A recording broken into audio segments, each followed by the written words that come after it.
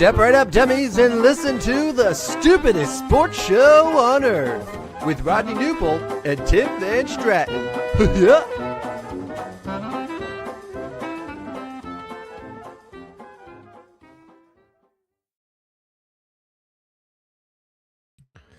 Well, hello, dummies, and welcome to episode number 130 of the stupidest sports show on earth. My name, as you all know, is Tim Rooster Van Stratton. Alongside me, once again, the legendary Rodney Newpol, a titan of the industry. Rodney, happy Thursday, man. How are you?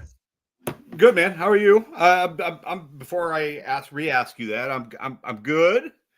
I don't know, man. NBA All-Star game, I don't know about that. But plenty of good college basketball coming up, so should be a good weekend of that. And then Major League Baseball, the pitchers and catchers have reported. Yes. Did you disappear for a second? Hi. Yes. Yeah, I don't know it was I heard you. You disappeared. But yes, baseball spring training is here. Olympic hockey. That's been exciting. Did you watch any? I did not watch. I did follow what went on, and U.S. picked up the win. So maybe you can run down how that happened today, but did not get a chance to watch. No, busy day today, which means you planned the show, and thank you for that, by the way. I owe you. I'm happy to help, as always, to step up in a pinch, to be there for my teammate, as you know, the United States hockey team is there to pick up their teammates and all other countries there. But yeah, I was trying to figure out like what direction to start the show. As you mentioned, it is like All-Star week in the NBA. So tonight's the last night of NBA games. Baseball spring training just started. So like pitchers and catchers report, but it seems like now everyone just reports all together. Have you noticed that? Like it used to be, when it was pitchers and catchers, it literally was just pitchers and catchers, and then the rest of the team would follow a few days later. And like yesterday, the Yankees, it was their first day, and it was just like Aaron Judge and Jazz Chisholm just showing up, and I'm like, and every team is doing that, where it's just like the whole team is there. It's like, all right, cool. It's like an unwritten rule now, where the whole team shows up, even though it's technically supposed to just be pitchers and catchers. Yeah, I guess it gives like the regulars maybe a little grace period where like if they can't show up that day, you know, they show up a little bit later, but others are getting ready because they're supposed to be good team players and eager for the season to start and quote unquote ready to get going. I mean, I get it. Like they've literally been off since October. You know, I know nobody like willingly wants to go into work, but after you spend 4 or 5 months off, especially if you have kids, you do it. You are ready to go back into work. Those guys are ready to go back to work. They got, and for some of them, like, don't get me wrong, it's not like a luxury vacation, but for some of them, it's a nice little getaway. Just imagine like living in Minnesota in the off season. Honey, I'm gonna head out to Jupiter a little early this year. I'm cold. I'm gonna head to Arizona a little early. So like, it's kind of cool. Like, but yes, you're right. Pitchers and catchers is now pitchers, catchers, hitters, and fielders. It's a good excuse in case like you're like, all right, I'm tired of family time, but the guys, it's just it's a good look for me to show up there with them, you know, something like that. I get it. It's a heady play on their part. But anyway, we got some baseball talk to get to later, including a return of one of our classic Stupidest Sports Show games. By the way, in case you're watching us on Twitter, YouTube, however you're watching us, thank you for tuning in. There is a live chat feature, so your comments will be featured on the show. Spoiler alert, if they're good, if they pass the vibe check. But I just wanted to fill Rodney in on some of the main happenings today with the Olympic hockey. And today was the first day that we saw the United States and the Canadian teams, those two teams, as you can expect, with the return of NHL players for the first time in 12 years. They're the big dogs. And I'll start with the American team. They played Latvia. Shouldn't surprise you, Rodney, that the U.S. took care of business. They won 5-1, and that was with not one, but 2 goals that were disallowed. 5-1 was probably like a generous score. All things considered, it could have been a lot worse for Latvia here, but I was looking a little bit at like these rosters. So the first line for the U.S. team, it's the Kachucks surrounding Jack Eichel. Yeah, that's pretty good. That's pretty good.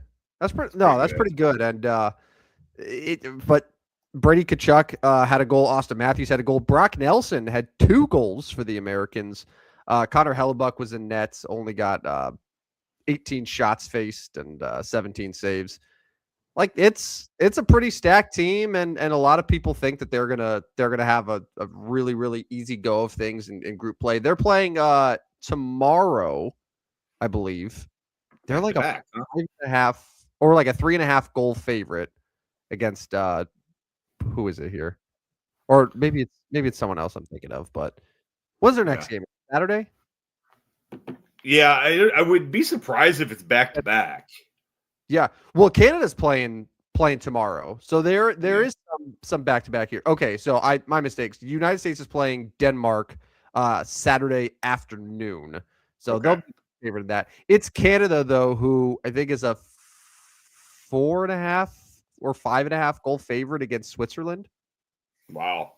That's a good Pretty big. That's a good margin. Yeah, they're minus 625 on the money line against Switzerland. This has 3, but yeah, I can see 3.5. Okay, so maybe it is 3.5. Czech Republic's 3.5 over France, and Slovakia's 3.5 over Italy. So these pool plays are not going to be super competitive. Yeah, well, think about that. So Czech Republic is how big of a favorite against France? Czech is the 3.5 goal favorite. Okay, so and that same Czech team got shut out 5-0 by Canada today. Yeah. So Canada is going to be a 7-goal favorite over France. Yeah, at least at minimum. But yeah, that Canadian team that can throw out Connor McDavid and Nathan McKinnon and Macklin Celebrini, who they put. So I think the first line is McDavid, Celebrini, and Tom Wilson. Nice. And it's good to see Jordan Bennington try for the first time this year. A 26 save shutout against the Czechs. And we should probably note that like the Czech Republic has several very high quality NHL players like David Pastrnak, Martin Necas, Andre Palat, Radko Gudas. My Ducks goalie Lucas Dostal is the starting goalie for that team. Obviously, you can only do so much against Canada. So they play well, but made some incredible saves, like stopped McDavid point blank today. But so the Canada team, the U.S. team, they both put up 5 goals. I feel like we have to expect that these will be the 2 final countries left, right? I think everyone's rooting for that at this point. I would guess so. Yeah. I mean, it would take a major upset. And I mean, yeah, everybody that we know wants to see that. That would be a great matchup in the gold medal. Yeah. It would be an upset if one of them didn't make it. Do they have live odds for like ultimate medal winner for hockey, or do they just have game lines? They must have futures, right? I'll pull that up here real quick. Player futures. Yeah, so Canada is the favorites to win gold at minus 105. USA's at plus 195, and then Sweden's at plus 600. So it's kind of feels like it's a 2-team race right now. Yeah, it's a 2-team race, and I mean they're both entertaining to watch. You mentioned some of the players on both the teams; they're loaded. That would be a great matchup, though, in the gold medal game.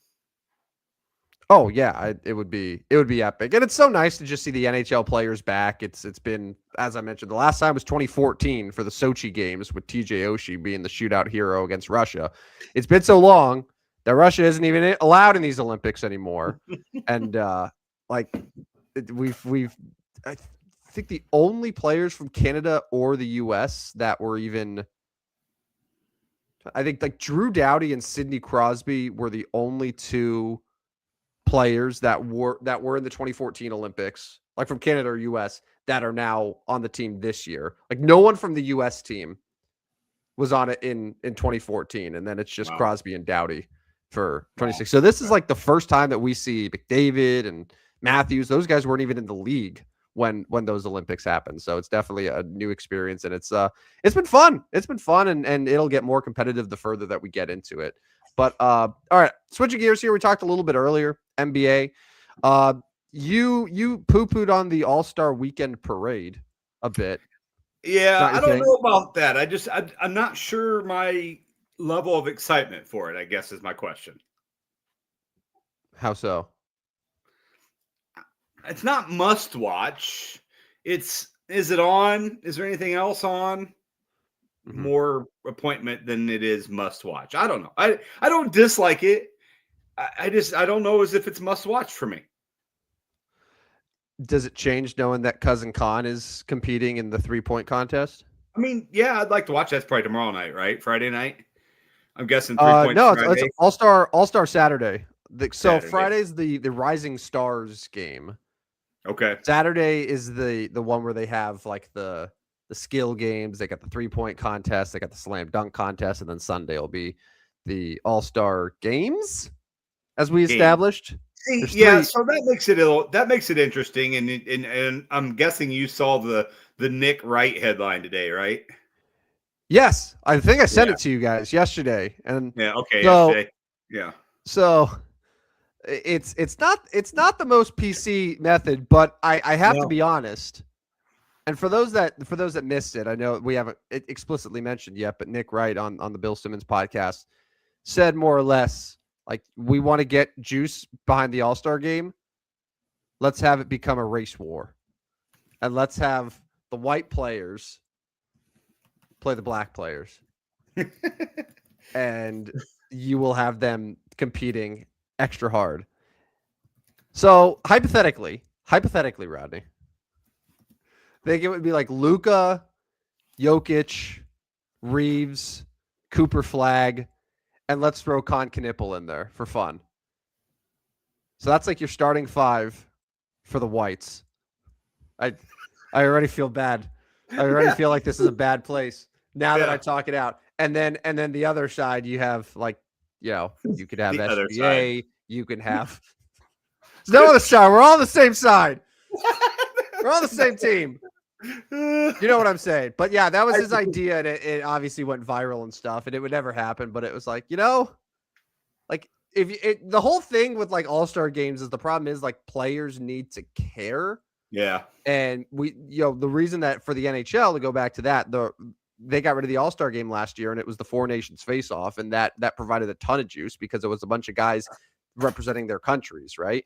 And I think that the league is hoping that we'll see something similar this year with the international players facing the Americans.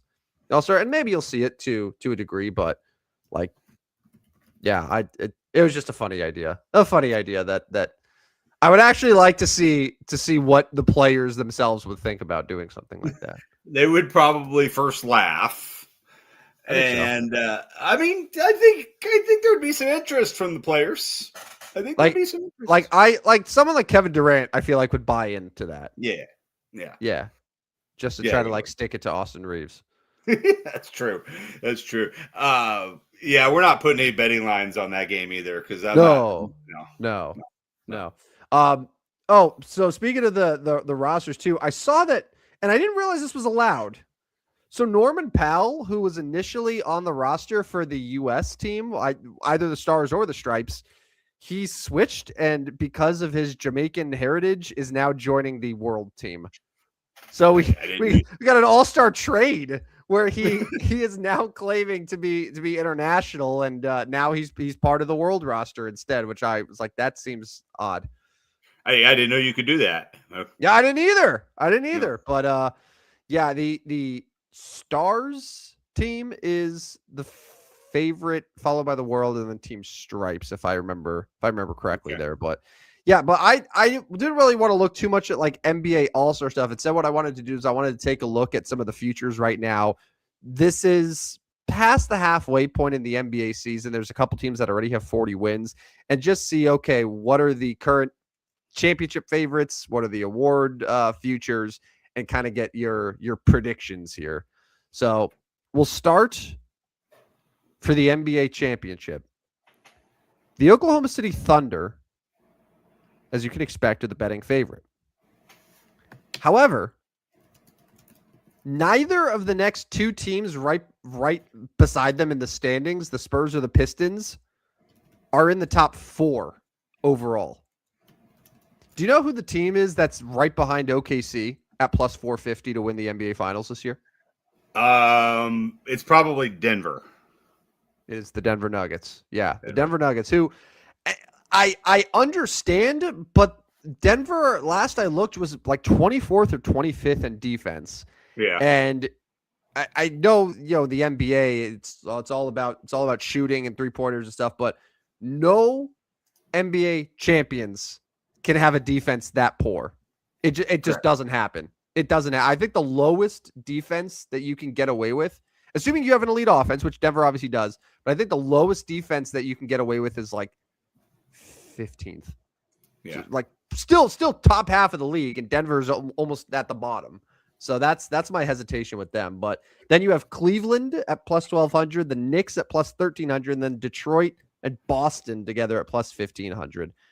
I texted you yesterday saying that I'm starting to think that Cleveland might be the team in the East. Like if I had to pick one today, I think that might be my pick. Yeah, they're certainly start to come together, and people were kind of panicking on their slow start, but I mean, you had to realize like it's the East; they're going to have plenty of opportunities. I mean, okay, so we can pretty much say the East has at most 4 teams, right?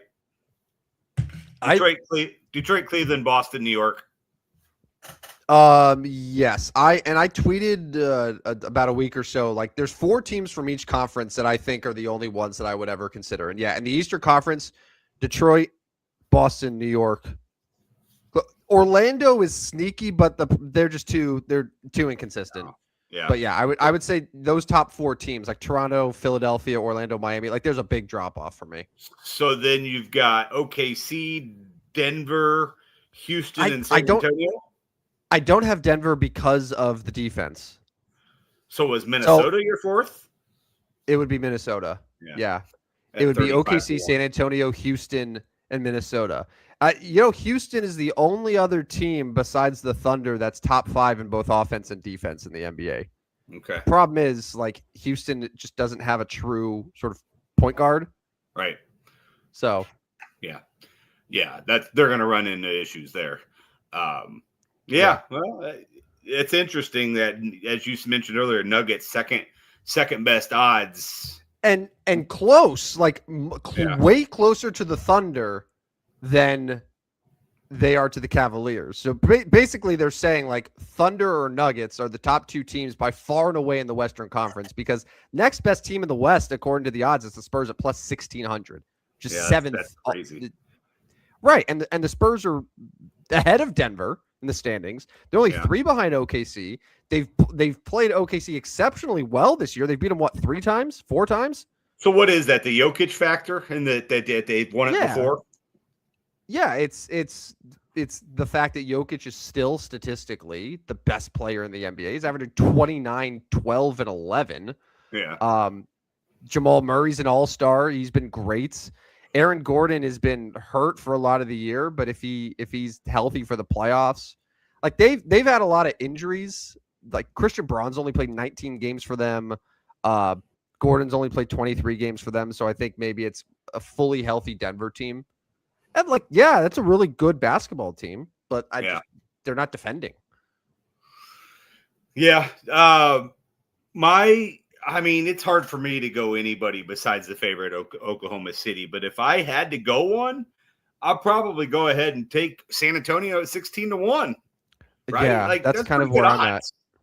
That's kind of where I'm at, and it's. And then on the other side, probably Cleveland at 12-1, even though they are the Eastern Conference favorites at odds. That's still pretty good. That's good odds at 12-1. So the reason that I love Cleveland so much is I think in the short term, James Harden over Darius Garland's a pretty significant upgrade. Yeah, agreed. And they've had their own share of injury issues this year where like Evan Mobley has been in and out of the lineup. Jared Allen has had several games missed, but They got a good bench. Like Tyson has come up for them huge. Sam Merrill has had a really nice year. They've added Keon Ellis and Deion Schroeder. Like they have a pretty decent rotation. They're well coached. Like that's a team where if you get a second round matchup, Cleveland against Detroit, like Cleveland's the more experienced team there as far as a playoff series goes. Yeah, for sure. Yeah, they have the experience especially in the East. Yeah. Yeah. So I think San Antonio and Cleveland would be where my money would go right now. All right, so get away from the championship here. So for awards, the MVP favorite overwhelmingly is SGA at minus 220. I can tell you this right now. I don't see how. Yeah. And SGA, okay, so SGA is second in the league in scoring. 31.8 points per game. But I don't understand how he is minus 220. Jokic is plus 320 when Nikola Jokic is averaging he's leading by over a full assist more than Cade Cunningham in assists. He's shooting 43% from three. He's leading the league in rebounds. He's still averaging just under 30, 28.7 points a game. So he's seventh in scoring. First in assists, first in rebounds. And his team is still excellent. And they've had a lot of injuries to the supporting cast. So is it just fatigue? Is it just Jokic fatigue because he's won 3 MVPs at this point? Probably, yeah. I mean, probably. But I'm with you. I think. And what if SGA misses the first 4 weeks after the All-Star breaks? Yeah, so I'd say this. I wouldn't bet SGA. I would look at Jokic at plus 320 because I doubt you're going to see his price get any lower than that. The odds are only gonna be more favorable for him. Cade Cunningham is third, and I think Cade Cunningham it's a solid pick. The problem is like the overall. It's one of those things where it's just like the team success, but there's just too many players that are having statistically like far better seasons. Right. Like he averaged more points last year than he is this year. He's only shooting 33% from three. So he's actually shooting worse than he was last season, even though the team is better. Right. So I don't know how you can say, oh, he has the third best odds here. So I think that there's a lot to be left desired with these MVP odds personally. Yeah, no, that surprises me that SGA is minus 220 there. Because I again, like I said, if he's out a little ways, I don't know. My money would probably go on Jokic. Wemby at 60-1. It's not going to happen, right? He's just missed too much time. So Wemby, as you know, when I had my sizzling hot takes early on in the year, I said Wemby would be the MVP. He then proceeded to get hurt. So I think he technically is. He's played enough games. He's played 40 games. So he does qualify for like a scoring title right now. He's, let's see, 19th in scoring. He's 5th in rebounds. Yeah, like he's going to have an insane last couple months of the season. If Wemby can go nuclear and get San Antonio to the 1 seed, I think you will see the odds drastically shift here. So maybe if you buy into San Antonio, which they're only 3 games back of OKC at the break, that's not a lot. If you think San Antonio can make a comeback and get the 1 seed, Wemby at 6 so what is that, 60-1? 60-1, yeah. Yeah. That's pretty solid. It's solid. That's good odd. That's the first thing that strikes me is like, 60-1. Okay. Jaylen Brown at 35-1. He's obviously having a fantastic season, but if Tatum comes back, you got to think he shares the ball a little bit more. And I mean, Wemby back at 60-1 is, I think, great odds. And then the other main award that I know is deeply personal for you is Rookie of the Year. They only have 5 players even listed, and to be honest with you, there's only 2 players that even have a remote chance. There's Cooper Yeah. Flag and then Cousin Con. Cooper Flag's at minus 650. Cousin Con's at plus 360. So, like you pretty much said it not too long ago that Cooper Flag will be the rookie of the year. Well, okay. So how long's Flag gonna sit? That's the thing. How serious is his injury? That's what I'm wondering, because like what if he sits for 4 weeks here? What if he's out until mid-March? You know, Khan, who was the leader in the first portion of the season, should probably take back over. You know, especially if his team continues to rise in the Eastern Conference standings, like many think he will. My money would probably go on Khan at that plus 360 right now. Yeah, because there's no other person besides those 2. No. I mean, Edgecombe has having a good year and started well, but he's one of the men that changed your life too, right? VJ Edgecombe, yes, he is one of the 8 men who changed my life. Yeah, him and Ryan Kalkbrenner, the two rookies. So the way you feel about Con Knipple is how I feel about Ryan Kalkbrenner. There you go. He's your guy. My money's on Con at plus 360. So Cooper Flag has a left midfoot sprain. That's probably not a multi-week injury if I had to guess. But this is the interesting thing with Dallas. So like Dallas is they've thrown the towel in on the year, but they probably want to give Cooper Flag the opportunity to win a rookie of the year because of all of the things that come with it. Like they sort of need that to put a bow on their season here right now. Like just sitting Cooper Flag would be the biggest middle finger to their fans. It would be to him as well, because like that's really all there is for them at this point going forward. So I think he'll play. And honestly, like he's a 19-year-old kid. He needs the games. He needs the experience. Yeah. And this is an opportunity to do it.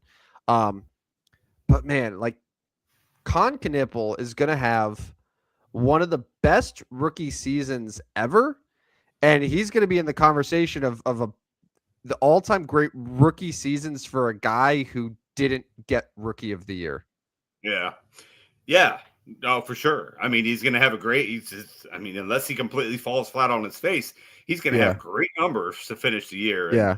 You're right. So going to be his field goal percentage has gone down a little bit from where it was, because there was a point where not too long ago he was 50, 40, 90.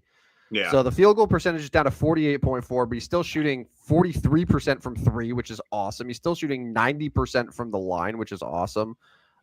19 points a game, 5.5 rebounds. Like that's for a rookie, it's incredible. Yeah. Yeah. It's pretty dang good.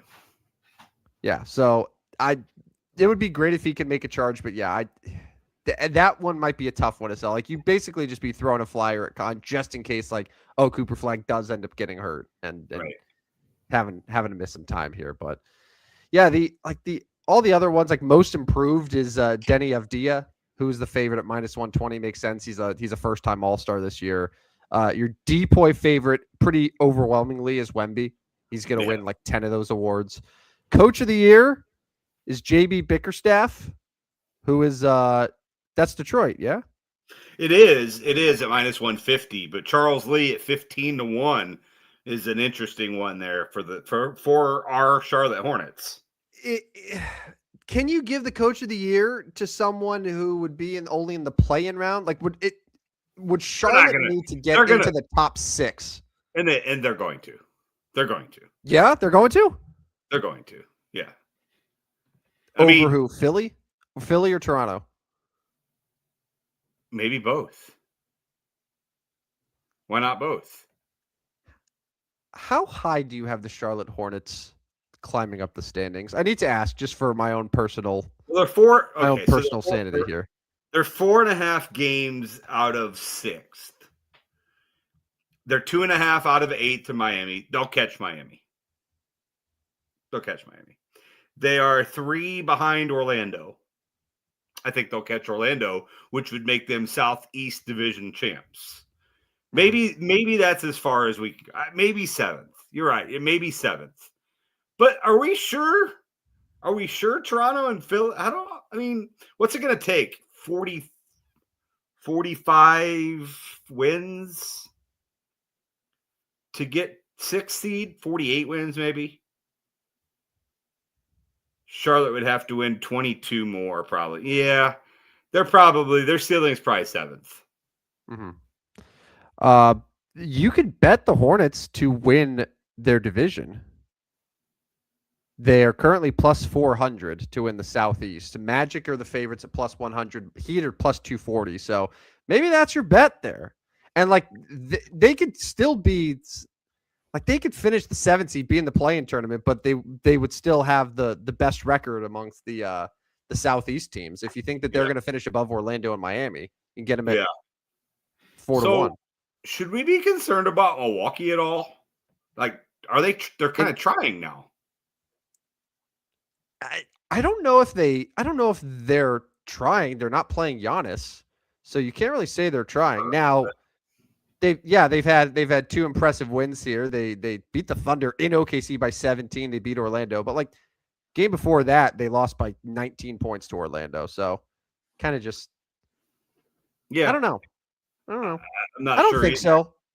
I'm not sure either. I just see them lurking down there in the standings. And somehow, some way, they were given Cam Thomas. Well, Cam Thomas chose them. Yes, but like for free. Yeah. I mean, not basically, hey, come over here. We don't have to give anything up. Why did the Nets just outright release him? That's what I'm saying. They didn't have to give anything up. Like you couldn't have called the Bucks up and been like, hey, we'll take your water boy for Cam Thomas. I don't understand why. Yeah, I don't understand why Brooklyn did that at all. I still don't. I don't either. They because Brooklyn doesn't want to win, and Cam Thomas would definitely give them a better chance to win. But you're saying someone wouldn't have wanted to even trade any picks at all for Cam Thomas? Did they even try? Yeah, right. I don't know. Did they try? They must have had to have tried somehow. It must have. Otherwise, like that whole team should be drug tested. Yes. It's totally absurd. All right. Any final NBA thoughts before we move on here? No, should be a good second half for like the top 10 teams. The bottom 10 teams are trying to lose actively, all trying to lose. Yes, and I did see that the NBA is trying to figure out the best way to combat tanking, which it's very clear and obvious. And like Utah got fined like $100K for what they've been doing. And it's ridiculous. But one of the things that they're throwing out there is that they lock in the lottery odds at some point during the season, not right after the season. So you set a date. Let's say that number is March 15th, right? The month before the season ends. And it's whatever the standings are at that point. That's the odds. Now, I'm sure that there's probably some sort of contingency there where a team that's not in the playoffs at that point that does make the playoffs would therefore not be in the lottery because like you can't have playoff teams in the lottery. But I don't know. What do you think about that? I mean, I'm trying to think of any other way that you could you could reward them. You could actually reward them for winning games late in the season. Well, and here's the thing, like of all of the sports that is taking this huge stand against tanking, the NBA is really the only one that's doing so. And the ironic thing is that they're the sport where the teams that are tanking aren't getting the top picks. Yeah, you're right. The team with the worst record in the new format has never gotten the first overall pick. Yeah. Not once. So it's not like they're even getting rewarded for it. If anything, the teams that are getting the most reward for it are the teams that are not totally awful, but are just sort of kind of bad. Right. And as a result, that's why the Wizards and the Hornets and the Nets and all these teams that are so bad continue to be so bad every year because they aren't winning these lotteries. So their tanking isn't even working. Right. Yeah. No, I'd have to think about a better solution. But yeah, tanking for the last 2 months of the season is not going to work. No, it is definitely not. But we are moving on now to Major League Baseball. Rodney, it's back. You're excited. Cardinals reported. Have you been getting mesmerized by all the guys playing catch and stretching and all that stuff? Yeah, it should be fun. I don't follow a lot of details of spring training at this point. A little early for me, but baseball's coming back. That's a good sign. That means the weather is going to be nicer, and they're honestly like early spring into summer. There's nothing better than like a. I mean, I'm still a radio. I still like games on radio. There's nothing better than just like pulling up the radio and listening to the game at night. So that's my childhood, man. That's how I followed baseball when I was a kid. So that's coming up. The nice night outside. Just bring the radio outside, and there you go. You can listen to the game. So there are a few baseball storylines going out right now. Honestly, most of it is injury related. Yeah, where you have a bunch of guys. This hamate bone, is that what it's called? Everybody's hurting their hamate bone all of a sudden. I don't know how, but it's this particular bone. You know, you got Francisco Lindor with the hamate bone. You got Corbin Carroll now is going to miss the World Baseball Classic with the hamate bone, and there's a few others, I'm sure. You have Zach Wheeler who has a rib, who kept his rib. He like had a rib removed, and it just has it in his locker now. Is that right? Did you see that story? That's what I hear. Yeah. Yeah. So in other words, yeah, all things are normal with baseball. And is there a part of you at all that's thinking about the fact that this could be the last spring training that we have for like 2 years? It would suck. Is there a party that's really thought about that, or are you just trying to like not? I mean, not for sure, mellow. Not much. I'm trying not to think about it much, but it's realistic. It's a possibility. Yes. Yeah, I started to think positively, and then I got hit with a free Jeff Passan article, which when Passan puts down an article that's free to read, you know that there's going to be some shit in it. And basically it was all just like, hey, yeah, so this Dodgers Kyle Tucker thing has pissed off a lot more than a few people on social media. And yeah, we should probably start preparing ourselves a bit.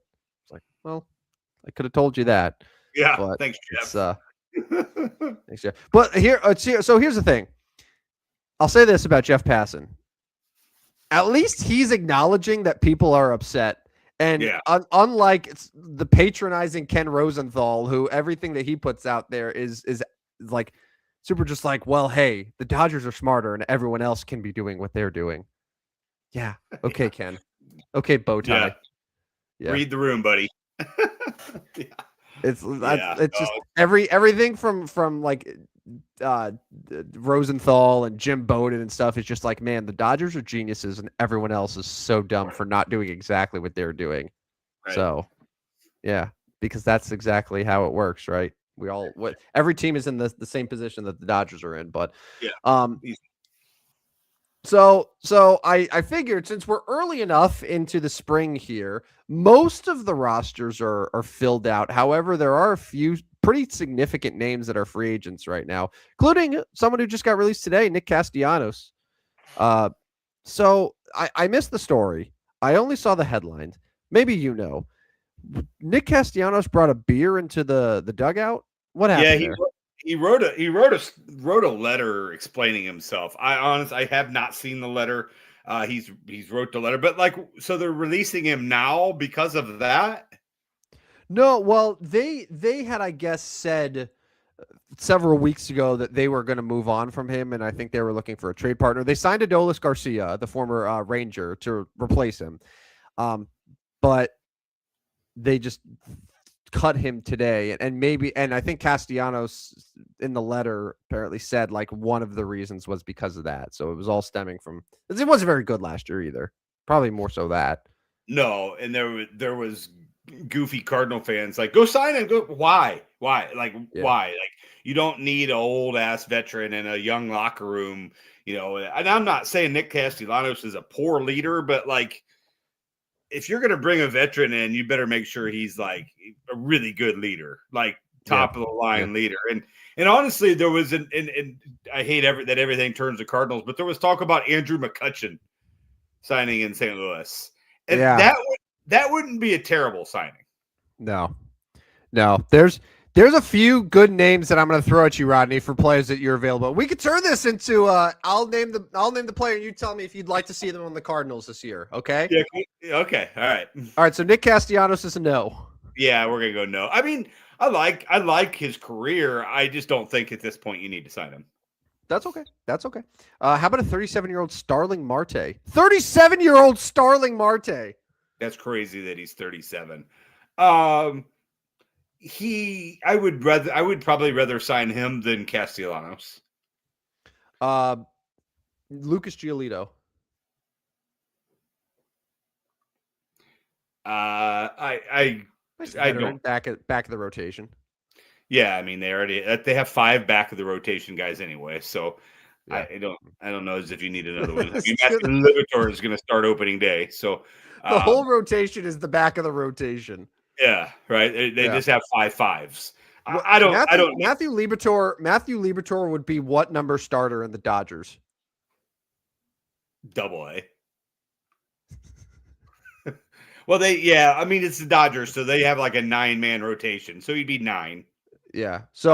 I think he would definitely be not in the top 5.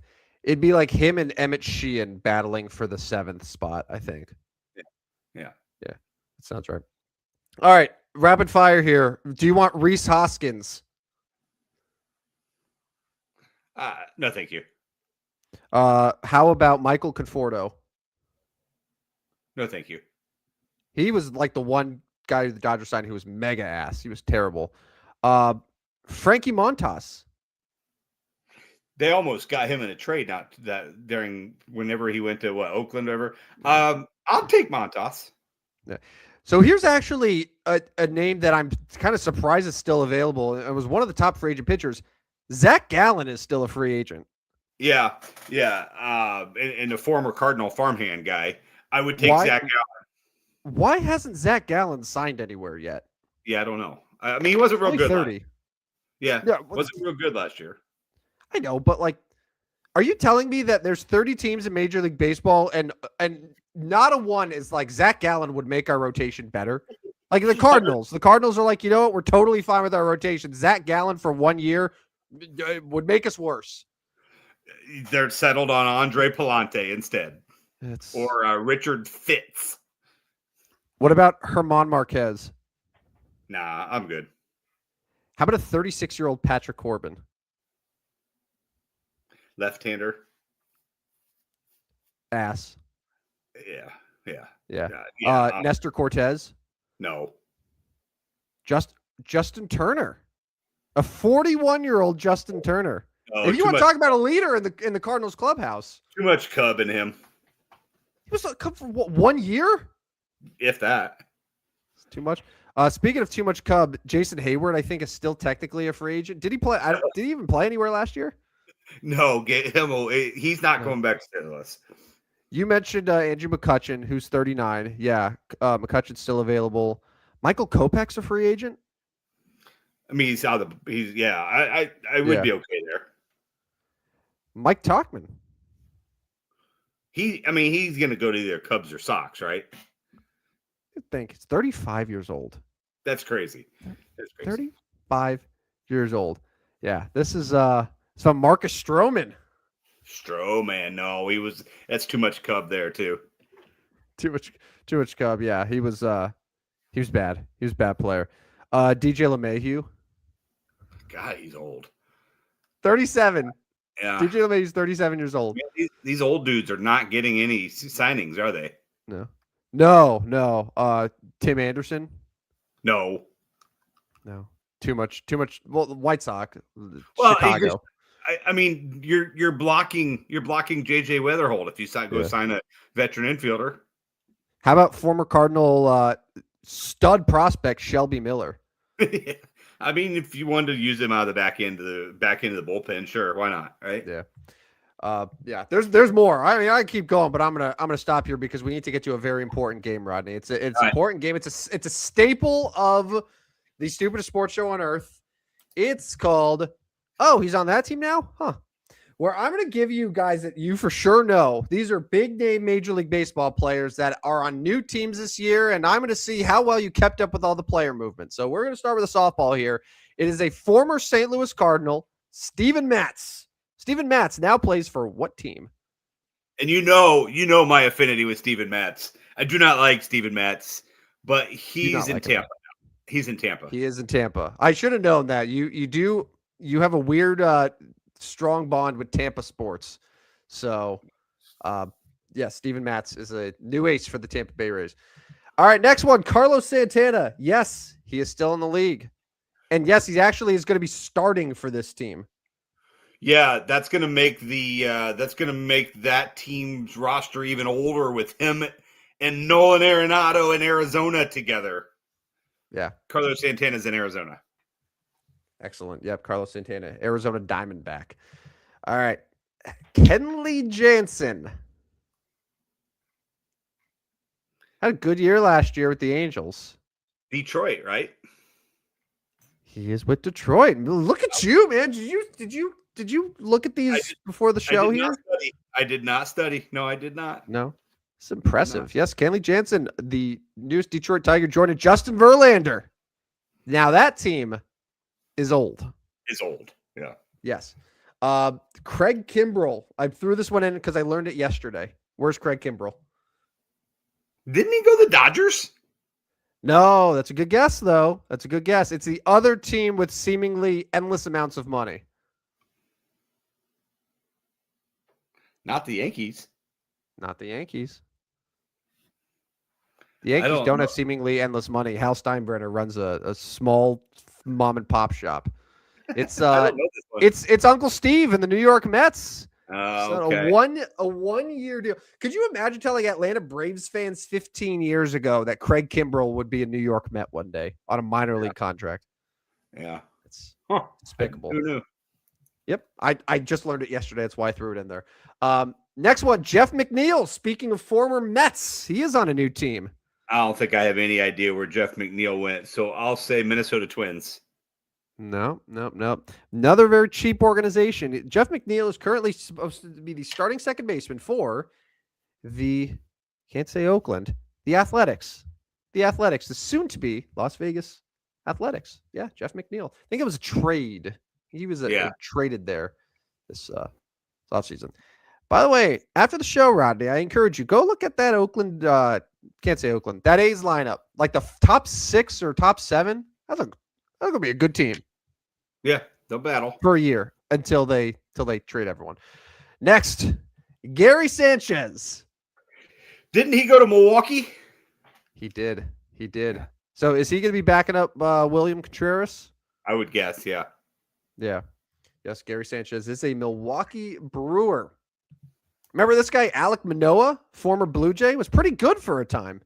I do, but I don't have any idea where he went. So let me guess. Angels. Alek Manoah is an Angel. Is he really? He is an Angel. Yeah. I guess that one just complete. Yeah. Yeah. Love it. Alek Manoah, who I don't think pitched in the majors at all last year, is going to be in their rotation. Not just like sign, like he's projected to be their 4 or 5 starter this year. That's solid. That's a hell of a guess right there too. That's amazing. I think you secretly knew it, but you didn't realize you knew it, but it just something resonated because he was I think one of the first free agents signed. The Angels were like, we need Manoah. Good work. Why sign Zach Gallen when you can get Alek Manoah? Right. So, all right, Josh Bell. Josh Bell is where? Bell went to Minnesota, right? Josh Bell did go to Minnesota. Yep. Yeah. You're nailing this, man. You're always in baseball mode. Even when you don't think you're in baseball mode, you're always in it. I All right. probably, yeah, I probably would know. I don't know, probably know more of this than like the random NFL guys. I think. What about Jose Quintana? Ooh, I don't know about this one. He's been a lot of teams now. He's a Yeah. well-traveled guy. Well traveled. Do you remember when he was considered a significant piece for the Cubs? And they're like, "Hey, we're going to trade Eloy Jimenez." And Yeah, who did they trade exactly for Jose Quintana? Was it Eloy and someone else? it was. Yeah, I don't remember exactly. I'm gonna guess San Francisco Giants. Was Dylan Cease also that? Was that Dylan Cease? So it was Dylan Cease and Eloy Jimenez for Jose Quintana. Yeah, nice. No. So I'm sorry. So you guessed the Giants for Yeah, Quintana? yeah. Very close. It's the same division, but it's the Colorado Rockies. Oh. Go for That ball ERA city. is going. That ERA is going to be in the tens. Yes, yes. He is gonna have an opening day start of like 12 runs on Oh, 8 hits, opening. 6 walks. I could actually see him being the opening day starter by accident. Oh, for sure. I mean, that's the only guy in the rotation we've heard of. All right, and then last but not least, Mike Yastrzemski. Didn't Yaz go to the Braves? Yes, this is an Atlanta Brave. Yeah. I'll throw in one more. I just thought of this, and I'm sure you saw it today. Former St. Louis Cardinal, the Lizard King, Miles Michaelis, just got picked up. Oh, yeah. He went to the Walgreens. To the Walgreens. Yeah. The Nats. Yeah. Yeah. Lizard King. He's going to shut the Cardinals out this year. He's going to do it. Oh, by God, without a doubt. I wonder when do the Nats come to St. Louis so I can go give him his standing ovation. Okay, best fans. I want you to speak on behalf of the best fans in baseball. Will Miles Michaelis get a standing ovation if he pitches at Busch Stadium this year? Probably. Yeah, probably. That's so pathetic. That's so pathetic.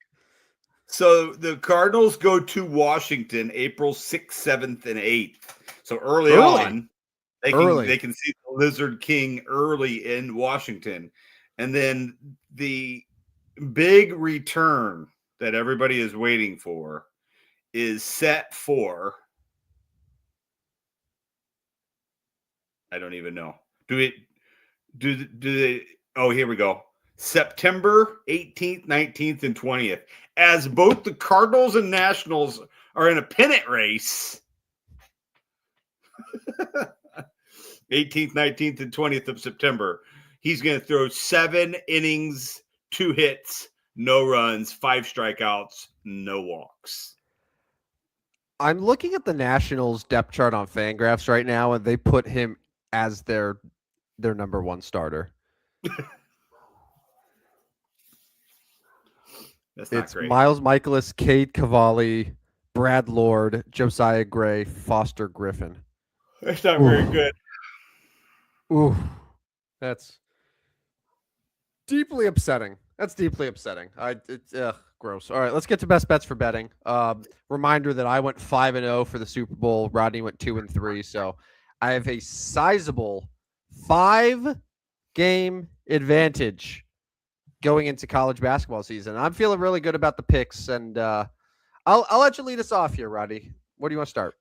Tomorrow night, Badgers over Spartans. That's the Friday night game in the Big Ten. Both these teams coming off wins over Illinois. Both of them beat the Illini in their last game. Wisconsin won in Champaign. Illinois lost to Michigan State in East Lansing. I will take the Badgers in Madison to win this one at home. Plus 1.5. Basically take them straight up, but I'll do the 1.5 in case it's a 1-point game. I'll take the Badgers. Wake up bright and early tomorrow morning. It is Olympic hockey, Sweden against Finland. So this is probably one of the better group play matchups that you're going to find. Sweden is a favorite here. They beat the brakes off Italy 5-2, despite the Italian goalie having also Ducks prospect, I might add, having a really, really, it could have been a lot worse. But Finland was upset 4-1 to Slovakia on Wednesday. So maybe this Finnish team ain't all that good. Finland, or Sweden, I should say, is still probably the odds-on favorite for the bronze medal. So Sweden's a much better team. So I'm going to take a -1.5 early tomorrow morning. It's a 5:10 a.m. puck drop Central Time. I know you're going to be up for it. You're going to watch Italy and Slovakia at the same time, do a little gold zone dual screen. But give me Sweden -1.5. My second pick is in college basketball tomorrow. It's the Battle of Interstate 55. The Billikens go way up north to take on the Ramblers. Did you know? I know you didn't know this because you only really follow college basketball when the tournament starts. Mm-hmm. Did you know the Loyola Ramblers suck? They have like 6 wins in 19. Yeah, garbage team. Yeah. Oh, would Sister Jean be upset if she found out what was going on? That's probably probably why they're losing. They no longer have her literally praying for their souls every single day. Now that she's not there to keep them alive, they're paying all of their debts to hell. That basketball team killed Sister Jean. In the other side, St. Louis. One of the best teams in the country, to be quite honest with you. Nearly 20-point favorites. I think the Ramblers are pretty much quit on their season. I like the Billikens a lot here. Yeah. Now, the Ramblers come back to St. Louis in March. So 2 games here in about 3 weeks. Two good wins for the Billikens to get. Well, not good wins. 2 wins the Billikens should get. I'll take St. Louis big here. Yep. I was tempted by that. It's a huge number, but I'm not surprised. So I don't know if you know this, Rodney, but Miami of Ohio is still undefeated. They are only one left. 24-0 in the MAC. That's good enough to get them all the way up to 23rd in the AP poll. Yeah. They're hosting an Ohio team that's, I think, like 4th in the MAC. Last I checked, they're fine, not elite, but. I'm taking Ohio on the road to cover here. Couple reasons. Number 1, it's a rivalry game. It's always a little bit closer. Number 2, I was looking at Miami of Ohio, and there's a big difference between how they play against other sort of top teams in the MAC versus the teams at the bottom tier. And a couple of those like teams that are a little bit closer to them in the standings, like they've gone overtime, they've won by 3. I just think like a rivalry game like this, it's a big number. Ohio has honestly played it against Miami pretty well the last couple seasons. So I'm going to go with the Bobcats here at +9.5. It's a little risky. And also, again, I've not watched these teams play whatsoever this year, but I'm going with the hunch because that's what you do with best bets for betting. All right. I'll go to Saturday in the Big Ten. The Bruins compete against the Wolverines. Michigan was down like 15 on the road at Northwestern. Do I think Michigan's good? Yes, I do. Do I think UCLA is good enough to cover in this game? Yes, I do. That's a lot of points for a Big Ten game with a UCLA program that obviously not dominant, but still pretty good. I'll take the Bruins, and if this was football, to basically cover 3 possessions here, I'll take the Bruins +16.5. This does look like a football line too, by the way. Oh, it does. It absolutely does. All right. I'm going to that Michigan State-Wisconsin game as well. It's a great game tomorrow. Both of these teams are coming off nice solid wins against Illinois, much to our pleasure. So, yeah, like Wisconsin, the last time that these teams played, Michigan State held Wisconsin pretty much check. Like Wisconsin didn't shoot the ball well, and yet the total was still like 151 combined. Now that the game's in Madison, I think that Wisconsin will perform better. They're a team that, unlike what they like used to typically do historically, they push the pace, they shoot the ball well. I think that's going to be a high-scoring game, and even better, I think because it's a spread like 1.5, you could potentially see overtime. That would obviously play to the over here. So I'm going to say over 145.5 for this matchup. Okay, back to the Big Ten for me. Purdue wins by a possession or more over Iowa in Iowa, but I think the Boilermakers are just better. I think they can go on the road and beat Iowa. So I'll take Purdue -1.5. I think they're going to win the game. So -1.5 is a good bet to make. I'll take the Boilers in that one. Let me ask you this, Roddy. How do you feel about this game on Saturday? This Kansas Iowa State game. I believe Kansas, who's playing some great basketball right now, as I'm sure you're very aware. I believe Kansas is an underdog in this one. Is that right? Yeah, like 5.5, and something Yeah. to be aware of is Joe Lunardi actually after Kansas beat Arizona actually dropped Kansas 2 spots on his bracketology. I don't know if he's preparing for a loss, preparing for a Kansas loss, then he can pretty much just keep them where they're at. It was weird. Iowa State's not making shots right now, so they are due to get hot. And I didn't really know what direction to take the spread. Like 5.5 against a team that Kansas that's playing really well is a little too much. But like Kansas hasn't like they haven't won at Iowa State, I think, in 4 years, 5 years. It's been a little while. Yeah. So rather than going that route, I decided to go ahead and take the total once again with another over here. Iowa State, as you mentioned, hasn't been making shots. I think they're due. I think that you'll just see a more up-tempo game here. So I'm going to take over 141.5 in Ames. Okay, last one here. I just think this is too big of a spread. I think Kentucky's played better. Mark Pope's got his guys playing a little bit better. Florida's good. Don't get me wrong. Florida's really good. But to see this game at double digits, kind of like that UCLA-Michigan spread that I had earlier, just seems like too much.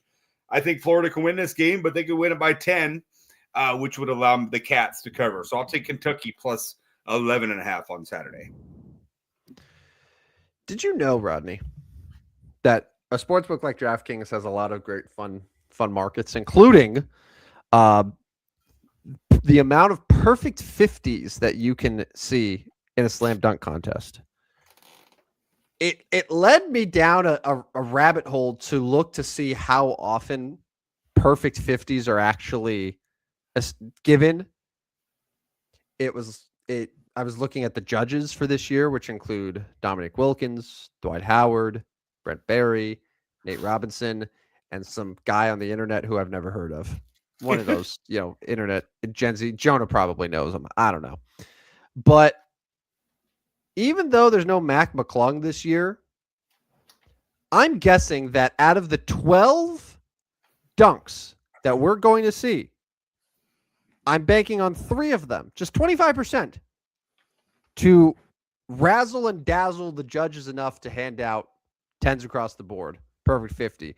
On DraftKings, it is plus 150 to get over 2.5 perfect scores. So I'm gonna put my faith in Carter Bryant's and Jace Richardson, who, by the way, in case I didn't want to put it in best bets for betting, but Jace Richardson is currently the fourth best odds to win the dunk contest. So last out of the crew at plus 500.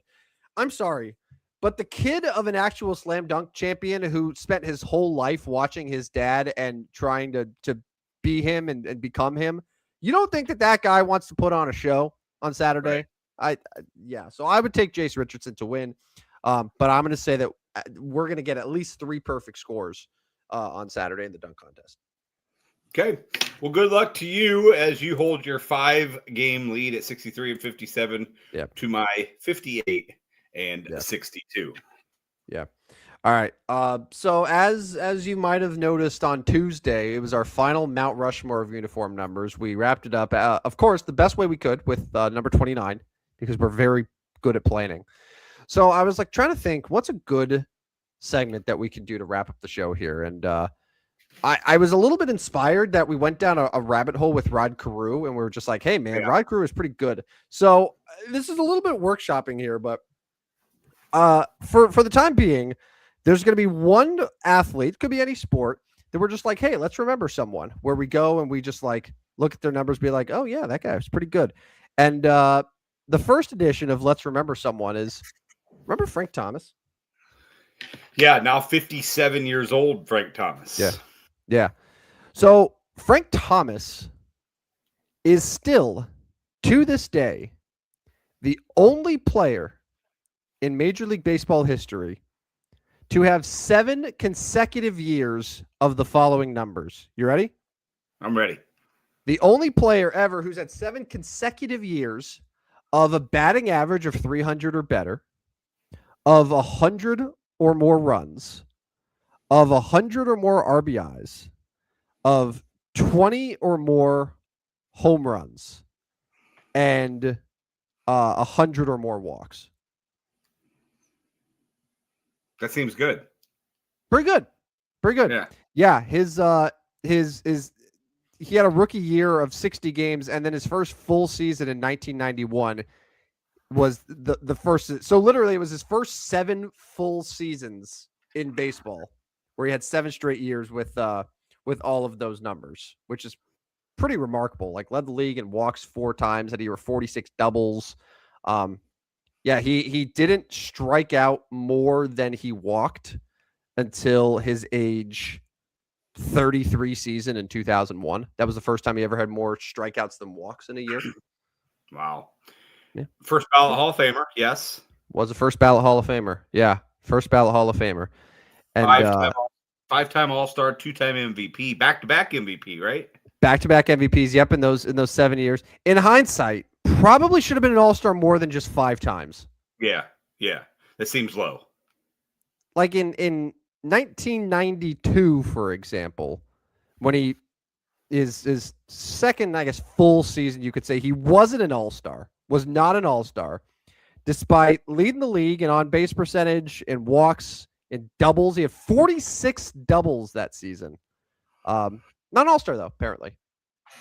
Yeah, I mean, those were the days where it was difficult to become an all-star. You didn't have all the extra all-stars. You know, you have 2 first basemen from the American League, maybe. You know, it was, but like, still, you would think he would be a top 2 first baseman.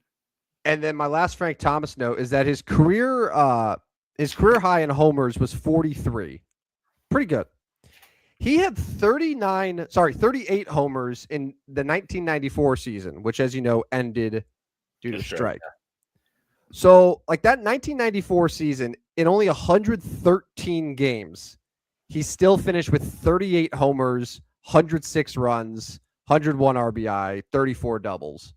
Like a full season with all that, like he's probably hitting, I mean, over 50. Mm-hmm. And likely looking, well, that was his MVP year too. So that was the second MVP year they gave it to him. But like that's one of the best. That would be one of the best seasons ever. And the fact that he was still able to put up those numbers, he had a 729 slugging percentage in a strike shortened season. So yeah, Frank Thomas, pretty good player, and often overlooked because like the White Sox, they didn't like win much while he was there.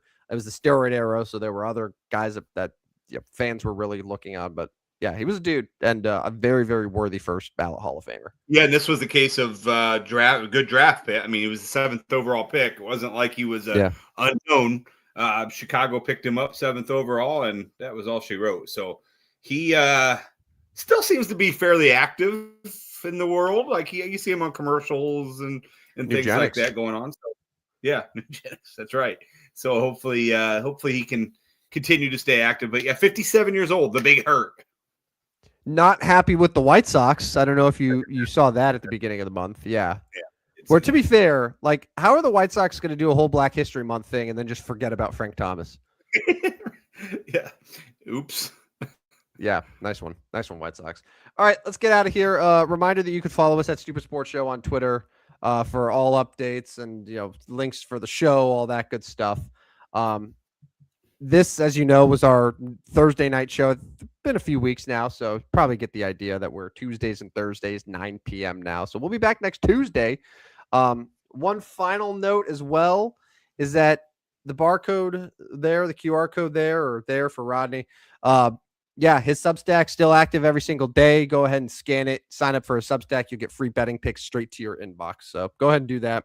Are you up on the month, down on the month, sideways? Right around 500, still hoping to battle back. It's been a slow start. Yeah, you'll get there. Yeah, you'll get there. All right, well, let's get out of here. He is Rodney Newpel. I am Tim Rooster Van Stratton. Have a good weekend, everyone. It's Valentine's weekend. Are you? Is Carly a big Valentine's person? Not really. We have all sorts of kid plans this weekend, so we'll be on the road doing various things, but. Yeah. Well, we'll find a way to go out to eat or something at some point. But If you've been married for years and years, and your wife is one of those who's like really looking forward to Valentine's Day, it means that you are not giving her the love she needs for the other 364 days.